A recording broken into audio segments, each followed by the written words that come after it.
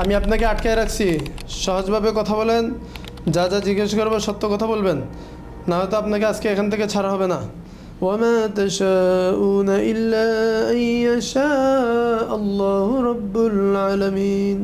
হাতটা নিন, শক্তি কাটায় টেনে ধরেন, শক্ত করে ধরেন।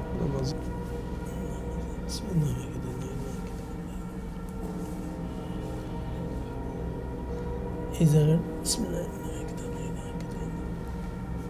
আমি আপনাকে আটকে দিলাম, এবার কথা বলতে হবে।